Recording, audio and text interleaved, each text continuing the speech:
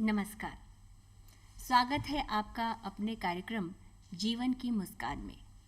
किसी ने क्या खूब कहा है, मेहनत के माथे पर फूलों का ताज नहीं होता, मेहनत के माथे पर फूलों का ताज नहीं होता, संघर्ष किसी सहारे का मोहताज नहीं होता, संघर्ष किसी सहारे का मोहताज नहीं होता, गर ना हो हुनर पंखों में तो बुलंद कोई परवाज नहीं होता। वाकई साथियों, यदि जीवन में संघर्ष, मेहनत, लगन, आत्मविश्वास और हुनर का मिश्रण मौजूद है तो कोई भी कठिनाई, कोई भी रुकावट हमें आगे बढ़ने से नहीं रोक सकती।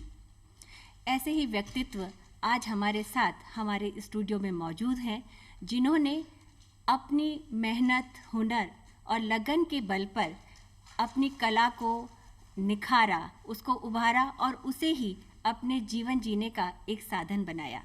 आप हैं श्री सोहनलाल सुथार जी, आपका बहुत बहुत स्वागत है।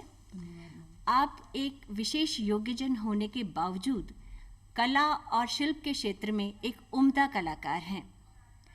सोहनलाल जी, जब हम बात कला की और शिल्प की कर रहे हैं और आपकी जो आपने अपनी प्रतिभा को उभारा है, अपनी कला को उभारा है, तो हम शुरुआत करते हैं एकदम शुरू से, जहां आपका बचपन कैसे बीता और आप में ये सब कला और शिल्प कैसे आई, इसके बारे में जानते हैं। तो अपने बारे में कुछ बताइए। जी मैम, सबसे पहले तो मैं ये कहूँगा कि मेरा जन्म एक ग्रामीण परिवेश में हुआ है जी। और ग्रामीण परिवेश में बिल्कुल सादगी जीवन रहा मेरा।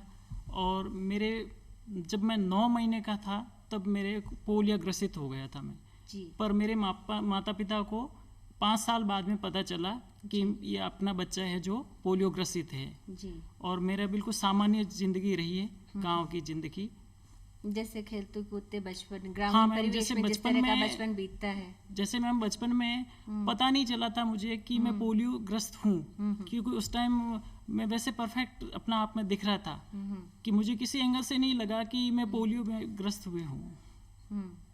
जी जी मैम। जी, ये तो आपके बचपन की बात हुई। फिर आगे जैसे थोड़ा बड़े हुए तो शिक्षा कैसे रही आपकी?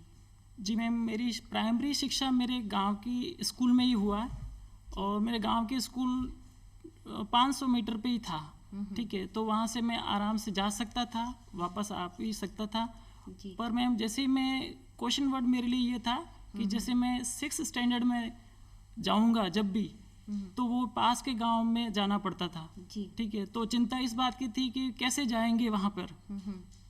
तो फिर जब मैं 6th में आया तो एक पास के गांव में फिर मैंने एडमिशन लिया और वहाँ पे मुझे शिक्षा मिली। पर कभी कभी प्रॉब्लम भी आई है रास्ते में, पर जैसे उसमें मेरे माता पिता मेरी हेल्प करते थे, मेरे भैया भी हेल्प करते थे और इस तरह से मैंने मेरा मिडिल क्लास एजुकेशन वहाँ से पूरा किया मैम। जी। और आगे की शिक्षा? आगे की शिक्षा मैम उससे भी नेक्स्ट गांव जो है रानी स्टेशन से, तो वहाँ पे मैंने शिक्षा वहाँ से किया, जहाँ पे मैंने 9th 10th 11th 12th तक मैंने वहाँ से शिक्षा पूरी करी। जी। और उसके आगे कॉलेज के लिए आपको बाहर जाना पड़ा? जी मैम, कॉलेज के लिए मुझे उससे भी और आगे जाना पड़ा, फालना। जी। तो वहाँ पे मैं गया और वहाँ से मैंने ग्रेजुएशन किया। जी। जी मैम। तो जो आपकी शारीरिक कमजोरी थी, तो बाहर जाके पढ़ाई करने में वो कहीं भी रुकावट उसने नहीं पैदा करी? जी नहीं, बिल्कुल नहीं मैम। और घर वालों का आपको बराबर सहयोग मिलता रहा? जी मैम, घर वालों का सबसे ज़्यादा सहयोग रहा मेरे भैया का। अच्छा जी। और मेरे पापा का, क्योंकि कभी जैसे बारिश वगैरह हो भी जाती थी तो मुझे वो गांव से दूसरे गांव तक स्कूल मुझे छोड़ने आते थे, वापस लेने भी आते थे। तो मैम ये चीज़ मेरे को फेस नहीं करना पड़ा। जी हाँ, गांव में नदी नाले बहुत होते जी हैं। जी मैम। तो ऐसी कोई स्थिति होती थी? जी मैम, तो मुझे वो छोड़ने भी जाते थे और वापस लेने भी आते थे। तो आपको घर वालों ने पूरा सहयोग दिया ताकि आप अपनी शिक्षा, उच्च शिक्षा आपने प्राप्त करी। जी मैम। ठीक है, ये तो बात शिक्षा की हुई। जी मैम। फिर बात आती है कला की। जी मैम। तो बचपन से ही आपको इसका शौक था या कोई प्रेरणा ऐसी मिली जिसकी वजह से आपके अंदर ये जागृत हुई कि मैं भी ये जो कलाकार बनूं एक? जी मैम, बचपन से तो मुझे ऐसा कोई शौक नहीं था जी। कि मैं एक दिन कला से अपना काम करूँगा। लेकिन मेरा एक अजीज मित्र था जी। तो वो एक बचपन से पेंटर था और मेरा क्लास मित्र भी था। तो जैसे ही वो मेरे पास में बैठता था और वो कोई भी ड्राइंग बनाता था तो मैं उससे रिक्वेस्ट करता था कि आप जो भी ड्राइंग बनाओ मेरे सामने बनाओ। और मैं जब वो बनाते थे मैं अच्छे से उसको देखता था जी। और देखते देखते फिर मैं सीख लेता था कि इस तरह से उन्होंने पेंसिल शेडिंग करी, इस तरह से उन्होंने पेंसिल शेडिंग किया, कहाँ पे लाइट पेंसिल शेड किया, कहाँ पे डार्क करना है, ठीक है। तो मैं बड़े ध्यान से उस चीज़ को देखता था और देखते देखते मैं समझ जाता था कि बस अब मुझे इस तरह से पेंसिल चलाना है, कहाँ पे शेड कैसा करना है। इस तरह से मैंने किया। आपने अपने दोस्त से अपनी इस कला की बारीकियां सीखी, आपने इन बारीकियों पे ध्यान दिया कि कैसे वो कर रहे हैं। और उसके अलावा जब ये तो वो आपके दोस्त को आप करते देखते थे, आपने स्वयं कब ये शुरू किया? जी मैम, मैं जब 9th स्टैंडर्ड में आया तब उस टाइम मैंने एक गणेश जी की पिक्चर ड्रॉ करी जी। तो मतलब वो मैंने पोस्ट कार्ड पे करी और मुझे है ना उसको बनाने के बाद यकीन नहीं हुआ कि ये पिक्चर मैंने ड्रॉ किया जी। और फिर मैं चाहता था कि मैंने इतनी अच्छी और भी इससे अच्छी ज़्यादा से ज़्यादा अच्छी बनाने की कोशिश करूं और फिर मैंने इस काम को कंटिन्यू प्रैक्टिस में जारी रखा जी। और ऐसे करते करते फिर मैं मुझे लगा कि मेरा इंटरेस्ट और ज़्यादा बढ़ रहा है तो मेरा सब्जेक्ट, मेरा जो रुचि था वो मैंने एक सब्जेक्ट की तरह उसको अडॉप्ट कर दिया। एक सब्जेक्ट की तरह पढ़ाई के साथ साथ जी मैम, पढ़ाई के साथ साथ ये भी करते रहे आप। और जैसे आपने यहाँ पे बहुत सारी जो सामान बना रखे हैं तो इनमें मैं ये देख रही हूँ कि ज़्यादातर चीज़ें ऐसी है कि जो हम फेंक देते हैं, कागज़ के गत्ते हैं, आइसक्रीम स्टिक्स हैं, न्यूज़पेपर है और ये जो पैकिंग मटेरियल होता है ये सब। तो आपने बेस्ट चीज़ बनाई है एक वेस्ट चीज़ से कि कैसे आपको ये लगा कि हम खराब जो फेंकने वाली चीज़ें हैं उनसे अच्छा बना सकते हैं, बेस्ट फ्रॉम वेस्ट। जी मैम, ये एक एक्सपीरियंस के साथ में मेरा बढ़ता गया और फिर जैसे कोई भी चीज़ अगर वेस्ट जो मैं देखता था तो मुझे यही लगा कि कम से कम लोग उसको फेंक रहे हैं लेकिन मेरे लिए वो बहुत काम की चीज़ है। मैं चाहता था कि जो लोग जिसको फेंके, मैं चाहता हूँ कि मैं उसको कलेक्शन करूँ, उसको इकट्ठा करके फिर मैं उसी से कुछ न कुछ एक मॉडल बनकर तैयार करूँ। जैसे ये एक रद्दी न्यूज़पेपर है जी, ठीक है। उस न्यूज़पेपर को मैंने इस तरह से एक आर्टिस्ट के रूप में मैंने उसको तैयार बनाया, एक मॉडल बनाया और मैं जैसे आज आपके सामने है ये, जैसे बनाना तो सिर्फ एक गुलदस्ता था लेकिन मैंने उसको एक ट्राईसाइकिल का शेप दिया और अट्रैक्टिव चीज बनाकर रख दी जी। तो ये आपने बेस्ट आउट ऑफ वेस्ट बनाया और इसमें आपकी पूरी रचनात्मकता जो है वो एक उभर कर आई तो और आपने उसको उभारा भी। तो ये तो बात रचनात्मकता की हो गई, लेकिन इसको आपने प्रोफेशन कैसे बनाया? जी मैम, प्रोफेशन तो ऐसे बनाया कि जैसे एक बार मैं जॉब के लिए इंटरव्यू देने गया था कि स्कूल का, तो जब मैंने इंटरव्यू फेस किया उस टाइम तब मेरे सामने जो प्रिंसिपल सर जो भी थे तो उन्होंने मुझे क्वेश्चन किया, मैंने आंसर भी दिया। फिर मेरे साथ में मेरी ड्राइंग फाइल साथ में थी जी। तो जैसे ही उन्होंने मेरी ड्राइंग फाइल के बारे में पूछा कि ये फाइल मैं देख सकता हूँ, तो मैंने कहा यस सर। तो उन्होंने जैसे ही वो फाइल को देखा और देखते ही फिर उन्होंने कह दिया यार आप आर्टिस्ट हो। मैंने कहा जी सर ट्राई करता हूँ। तो बोले कि नहीं ऐसा करो, कल ही आप ज्वाइन करो और ऐसा है कि आप हमारे बच्चों को ये है ना जो क्रिएटिव जो चीज़ें आप इसमें जो फाइल में है वो कल से बच्चों को आप सिखाना शुरू करो, ठीक है।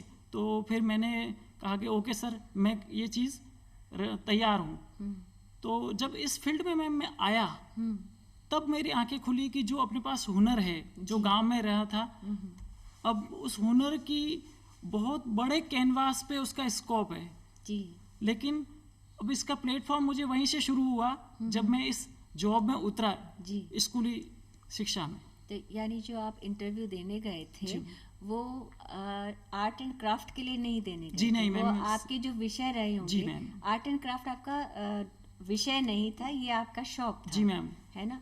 और आपको जो रोजगार मिला वो आपके शौक से इस हुनर के बलबूते पे, कला के बलबूते पे मिला जी मैम। जी जैसे मैं वैसे 9th के बाद में 12th स्टैंडर्ड में आया, तो 12th स्टैंडर्ड में आने के बाद हमारे स्कूल, गवर्नमेंट स्कूल में एक प्रतियोगिता हुई करियर डे कंपटीशन में। जी। उसमें एक ड्राइंग कंपटीशन रखा गया।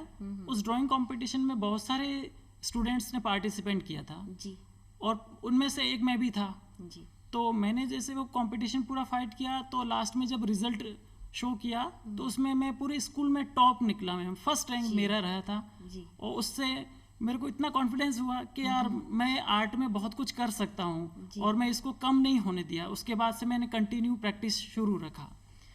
तो इससे आप अर्थ उपार्जन भी, एक तो आप अध्यापक होते जी हैं और बच्चों को सिखाते ही जी हैं, मैम।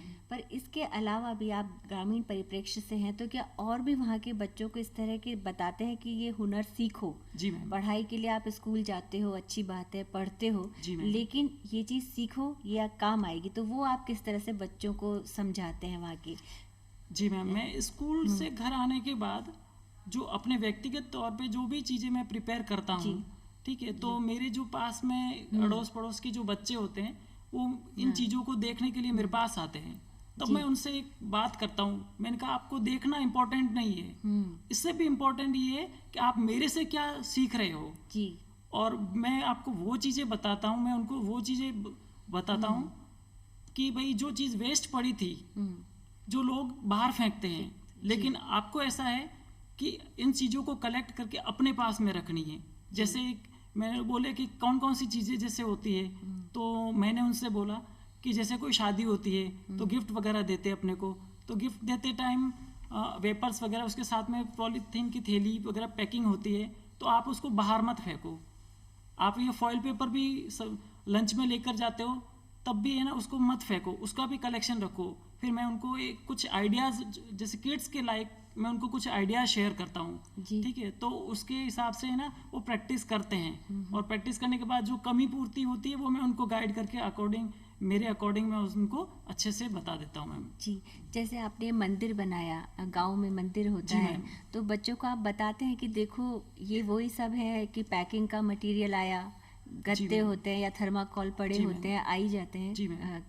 तो उससे ये मंदिर बनाया, आप ये चीजें बना सकते जी हो, आप मैम। कैसे उनको गाइड करते हो? जी मैं मंदिर से यही बात कहूँगा कि जैसे मैं बच्चों को बोलता हूँ कि भाई ये मंदिर है, अब उसके लिए अपने को ज़्यादा कुछ खर्चा करने की ज़रूरत नहीं है। जी। पहली चीज़ ये, और जो कुछ भी है अपने घर में ही सारी चीज़ें मिल जाती है। जो आजकल को बहुत सारी पैकिंग वगैरह आती है, जैसे इलेक्ट्रॉनिक सामान वगैरह, तो उसमें क्या होता है कि साथ में थर्माकोल की पैकिंग भी साथ में आती है। जी तो क्यों नहीं उन थर्माकोल की शीट्स को अपन बाहर नहीं फेंके और अपने उससे काम में ले। जैसे मैंने इसका थर्माकोल का ये मंदिर बनाया, जी और मंदिर को थोड़ा सा बच्चों से मैंने इनसे यही पूछा, मैंने कहा बेटा अगर ये टूट जाए तो इसको मजबूती कैसे रखे। तो फिर मैंने उनको फिर वापस आइडिया दिया कि कोई बात नहीं, मैंने उसके ऊपर पहले सीमेंट से पूरा घोल किया जी। और उसको एक पेंट की तरह किया ताकि उसके ऊपर एक लेयर सी आ जाए, ताकि वो टूटे भी नहीं और थोड़ी सी मजबूती रहे। फिर बाद में मैंने कहा बेटा आपके पास वेस्ट पेपर है, तो किसी ने बोला कि हाँ हमारे पास पेपर है, किसी ने कलर्ड पेपर कहा, किसी ने फॉइल पेपर कहा है। तो फिर वह साथ में बैठे हम लोग और मैंने उनको इंस्पायर किया कि आप ये चीज़ इस तरह से आपको पेस्ट करना है। मैंने उनको कटिंग उनके सामने बताया और पेस्ट कैसे करना पेपर को वो भी किया, और लास्ट में मैंने ओवरऑल ये उसको एक मॉडल से बना के एक मंदिर सा पूरा प्रिपेयर करके रेडी रखा। अच्छा जी मैम। जी, तो और ऐसी कौन कौन सी चीज़ें होती है जो कि आप वेस्ट मटेरियल्स होते हैं जिनको कि आप जी मैम। काम में लेते हैं, तो बच्चों के अलावा बहुत सारी ग्रामीण महिलाएं भी जी होती मैम। है जिन्हें रोजगार की आवश्यकता होती है, जी। तो आप उनको भी बताते हैं कि ये सब आपके घर में बिना किसी जी मैम। पैसे के जी मैम। या बहुत ही कम खर्चे में ये सब चीज़ें आपको मिल जाएंगी जी। और आप ये बनाइए। क्योंकि मैं देख रही हूँ आपने यहाँ एक छोटा सा कछुआ क्ले जी का मैम। बना के रखा है, जी मैम। तो आप थोड़ा सा हमारे दर्शकों को समझाइए कि कितना खर्चा इन सब चीज़ों में आता है जी और मैम। कितने में ये जा सकती है, कितना इसमें फ़ायदा हो सकता है, जी ताकि और लोग भी सीखें, और जो हमारी ग्रामीण महिलाएं हैं जिनको कि रोजगार की आवश्यकता होती जी है, तो वो भी अपनी जो है अर्थ उपार्जन कर सके, उस बारे में कुछ बताइए। जी मैम, जैसे ये क्ले है जी। क्ले से मैंने एक टर्टल बनाया, कछुआ बनाया जी। अब इस क्ले को अगर 30 रुपए का क्ले आता है जिसमें 5 कलर आते हैं। जी। ठीक है। और इनमें से उस 100% में से मैंने सिर्फ ओनली 10% खाली काम में लिया इस कछुआ को बनाने के लिए। जी। और जैसे ही मैंने अगर इस चीज को एक मॉडल बना दिया तो अब ये 5 रुपए का खर्चा था सिर्फ उसमें। लेकिन अगर आज उसको कोई बेचता है, अगर कोई भी ग्रामीण लेडी बनाती है या बच्चे बनाते हैं, कोई भी बनाते हैं, तो ये 5 रुपए से 15 रुपए तक उसको बेच सकते हैं, क्योंकि उसकी अब कीमत बढ़ गई, क्ले से ज्यादा उसकी मॉडल की कीमत हो गई। इस तरह से मैम होता है। जी। जी, ऐसे ही ये जो न्यूज़पेपर सब घरों में मिल जाते हैं, तो आपने इस तरह की ये साइकिल बनाई है, उस पे फूलों से सजाए, तो ये सारी चीजें ऐसी है जो घर में मिल जाती। ज्यादातर ऐसी चीजें हैं जिसको अपने को बाहर से लाने की, खरीदने की जरूरत ही नहीं रहती है। और वो चीजें जो अपने घर में ही मिल जाती हैं, बस उसको सिर्फ काम में लेना होता है। जैसे न्यूज़पेपर के ये मैंने ट्राई साइकिल बनाया, बस उसको एक शेप ऐसा दिया कि है गुलदस्ता, लेकिन मैंने उसको एक साइकिल का शेप दिया ताकि जहां कहीं भी रखे उसकी वैल्यू उसकी डबल हो जाए। लोगों को ये लगे कि हाँ वास्तव में कोई क्रिएटिव चीज है। नहीं तो न्यूज़पेपर है तो हम जैसे वेस्ट होते हैं तो अपन उसको बाहर फेंक देते हैं। लेकिन मैं हमेशा बच्चों से भी यही बात शेयर करता हूँ कि जब भी कोई चीज अपने लिए ये समझो कि ये काम की नहीं है, पर वहीं से आप थोड़ी सी क्रिएटिविटी माइंड से अपने सोचो कि नहीं, जो जिसको बाहर फेंक रहे हैं लोग भले फेंके, लेकिन अपने को उसको काम में लेना, हम उसको कैसे उसका उपयोग करें। जी। तो नज़र तो बच्चों के पास, महिलाओं के पास है, आप नज़रिया देते हैं। जी मैम। लेकिन अब उन्होंने ये सीख भी लिया और बना भी लिया। लेकिन सबसे बड़ी चीज़ ये होती है कि आपने कोई चीज़ बना तो ली, लेकिन आपको अगर अर्थ उपार्जन करना है तो उसके लिए कोई एक ऐसा प्लेटफॉर्म होना चाहिए जहाँ जाके आप उसका डिस्प्ले कर सकें, आप उसको बेच सकें। जब तक वो चीज़ बाहर जाएगी नहीं, तब तक ये संभव नहीं होगा। तो उसके लिए आप क्या करते हैं? जी मैम, उसके लिए आजकल बहुत अच्छा माध्यम है कि हमारे ग्रामीण परिवेश में, जैसे जयपुर है, सिटीज में, तो वहाँ पे मेले लगते हैं। जी।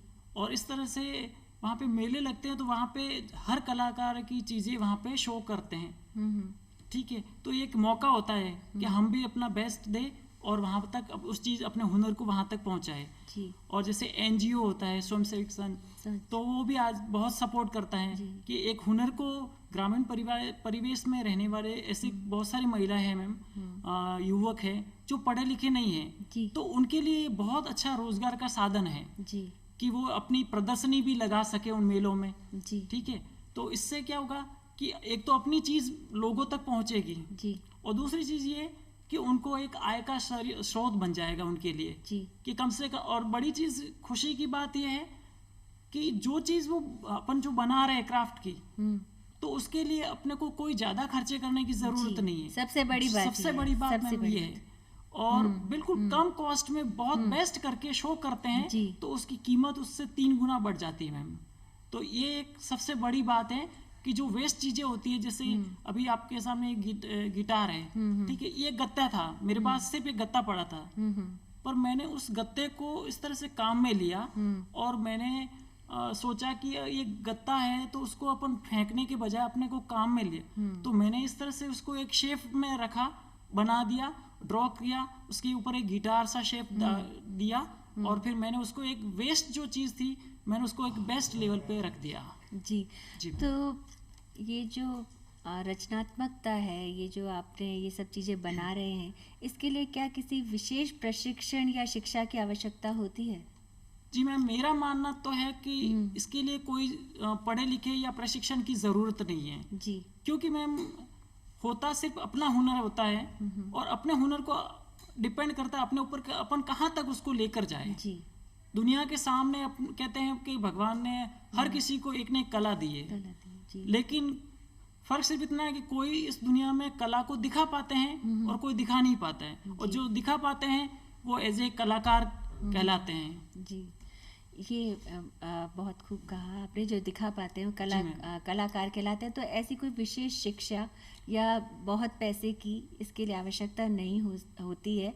जो भी घर में आपको छोटी मोटी चीज़ें उपलब्ध है, आवश्यकता रचनात्मकता की है। जी मैम। कि आप सोच सकते हैं कि आप क्या क्या कर सकते हैं और अपना जीविका उपार्जन उससे कर सकते हैं। तो आप जब इतनी सारी चीज़ें आपने बनाई हैं और आप कह रहे हैं कि आपने बहुत सारी प्रतियोगिताओं में भी भाग लिया है, राज्य स्तरीय प्रतियोगिता में भाग ली है, तो क्या इन चीज़ों ने आपको कोई पहचान दिलाई है? किस स्तर पर आपकी ये पहचान बनी है? जी मैम, बहुत अच्छा कहा आपने। हाँ। मुझे मैम सबसे ज़्यादा पहचान अगर दिलाई है ना, तो मेरी इस कला ने दिलाया जी। और मैं शुक्रगुजार हूँ भगवान का कि भगवान ने मुझे एक सुंदर सी कला दी और मैं उसको जहाँ पे भी जाता हूँ मैं अपनी कला से ही मेरा नाम होता है। अब जैसे बहुत सारी चीज़ें मैम होता है कि लोग दिखा नहीं पाते, जैसे मेरे पास बहुत सारे सर्टिफिकेट्स वगैरह मुझे में मिले हुए हैं, ठीक है, तो ये मेरी कला से मिले, न कि मेरा एजुकेशन है उससे नहीं मिला जी। तो शिक्षा आवश्यक है, लेकिन अगर हुनर है तो वो आपको एक पहचान दिलाने में मदद करती है, वो एक आपकी पहचान जी मैम बन जाती है। जी मैम, इसके लिए कोई खास विशेष पढ़ा लिखा नहीं हो, वो कोई ज़रूरी नहीं पढ़ा लिखा, बस ये है कि अपने हुनर को बस आगे लाए, तराशने की ज़रूरत है। और एक मौका है ना, जब भी मिलता है कोई कला से तो उसको गवाना नहीं चाहिए। और एक हमें ये सोचना जरूरी है कि हर चीज़ की इम्पोर्टेंस होती है जी। एक रद्दी पेपर भी पड़ा होता है तो अब वो किसी और के लिए भली वेस्ट हो, लेकिन अपने लिए अपना जो है ना क्रिएटिविटी के लिए अपने को उसको बेस्ट सोचना है कि भाई मैं उसको किस तरह से काम में लूँ कि ये वेस्ट है जो बेस्ट बनकर तैयार हो जाए जी।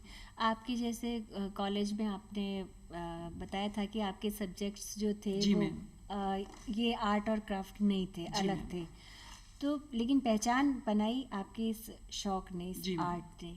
तो ये बच्चों को आप क्या बोलना चाहेंगे कि हर एक सब्जेक्ट बराबर होता है? क्योंकि कई जगह ऐसा देखने में आता है कि नहीं नहीं ये विषय महत्वपूर्ण है, ये विषय महत्वपूर्ण नहीं है। तो इस बारे में हमारे बच्चों को और उनके जो माता पिता हैं उनको बताना चाहेंगे ताकि हुनर की तरफ लोगों का रुझान हो। जी मैम जी। सबसे पहले तो मैं यही कहूँगा कि कोई ये समझे कि ये सब्जेक्ट है, उसकी डिमांड ज़्यादा है, इसकी पॉपुलैरिटी ज़्यादा है, ऐसा कुछ ही नहीं है। हर सब्जेक्ट का एक अपना महत्वपूर्णता होती है कि हर सब्जेक्ट में अपने हुनर को आप पॉइंट आउट कर सकते हैं। ऐसे कि जैसे मैं मेरे ग्रेजुएशन में मेरा सब्जेक्ट नहीं था, ठीक है, मेरे इकोनॉमिक्स, पॉलिटिकल साइंस और हिंदी लिटरेचर का मैं स्टूडेंट रहा हूँ, लेकिन जब मेरी कला ने मुझे जो पहचान दी, इससे मैंने मेरा इस सब्जेक्ट को ही मैंने मेरा अपना प्रोफेशन बना दिया। और मैं स्टूडेंट से भी यही बात कहूँगा कि ये नहीं सोचे कि इन चीज़ों से ऐसा हमारे इम्पोर्टेंस, जैसे साइंस का स्टूडेंट है तो वो अगर ये सोचे कि नहीं मैं ऐसा नहीं कर सकता, पर ऐसा कुछ नहीं है। वो चाहे तो वो बहुत अच्छा कर सकते हैं। जरूरी नहीं कि हर सब्जेक्ट की मतलब हर सब्जेक्ट की बहुत इम्पोर्टेंस होती है मैम, वो डिपेंड करता है अपने ऊपर कि हम अपने इस हुनर को कहाँ तक लेकर जाए। जी हाँ, ये मैं देख रही हूँ आपने ये आइसक्रीम स्टिक्स से बहुत अच्छा ये झूला बनाया हुआ है। तो ये कहाँ से आपके दिमाग में आता है कि मैं ये करूँ? बच्चों को कैसे बताएं कि वो इस चीज़ को रिलेट कर सके कि ये चीज़ पड़ी है तो इससे हम ये बना लें?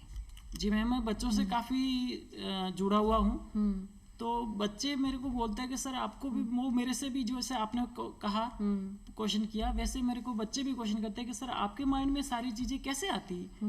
मैंने कहा आप थोड़ी देर मेरे पास में बैठो और आप जो चीज़ पढ़ी है, जैसे एक आइसक्रीम स्टिक्स भी पढ़ी है, तो आप उसके बारे में क्या सोचते हो कि सर हम तो आइसक्रीम खाने के बाद फेंक देते हैं। मैंने कहा नहीं, आप उसका उपयोग कैसे करते हो, ठीक है। तो फिर मैं उनको आइडियाज़ देता हूँ कि बेटा जैसे बाहर फेंकने के बजाय हम उसको एक ऐसा मॉडल बनाएं, और बड़ी चीज़ ये कि उसको पैसों से खरीदने की ज़रूरत नहीं है। जो कुछ भी है जो वेस्ट होता है हम उसको बेस्ट करके एक मॉडल तैयार करेंगे, और मॉडल तैयार करने के बाद जब मॉडल बनकर तैयार हो जाए ना मैम, तब वही बेटा एक कला होती है जी। नहीं तो उससे पहले वो कला नहीं है, फेंकना कोई कला नहीं होती, बस उसको उपयोग करके एक क्रिएटिव चीज़ बनाए, वो एक कला होती है। तो मैं बच्चों से भी यही कहता हूँ कि कोई चीज़ वेस्ट नहीं होती है। जी जी मैम। तो जैसे आपने ये इस तरह से आप बनाते हैं और आपको बहुत सारे पारितोषिक और सर्टिफिकेट्स वगैरह आपको मिले,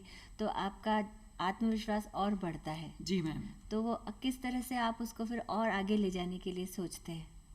जी मैम, उसको और आगे बढ़ाने के लिए जैसे जैसे गाँव में मैं जैसे कुछ स्टूडेंट्स कह सकूँ या जो पढ़ी लिखी महिला नहीं है, ठीक है, मैं उनसे भी यही बात करता हूँ कि पहले के ज़माने में कोई पढ़े लिखे नहीं होते थे, ठीक है, लेकिन वो बहुत अच्छे अच्छे आर्टिस्ट रहे। कहते हैं कि पहले की कला आज की कला के सामने मतलब बहुत बड़ी थी, ठीक है, पहले की कला के सामने आज की आर्ट बहुत कम है। लेकिन वो लोग पढ़े लिखे नहीं थे, लेकिन उन्होंने कला को एक इस लेवल पे आगे बढ़ाया और आगे बढ़ाते बढ़ाते उन्होंने एक ऐसा नाम रखा, अपना नाम बना दिया कि वास्तव में आज वो अपनी कला के नाम से जाने जाते हैं आर्टिस्ट। जी, ये तो है ही। पर अब गांव में स्वयं सहायता समूह होते हैं बहुत सारे, तो वो आपसे किस तरह से जुड़े ताकि आपकी जो कला है वो आगे और लोगों तक भी पहुंच सके?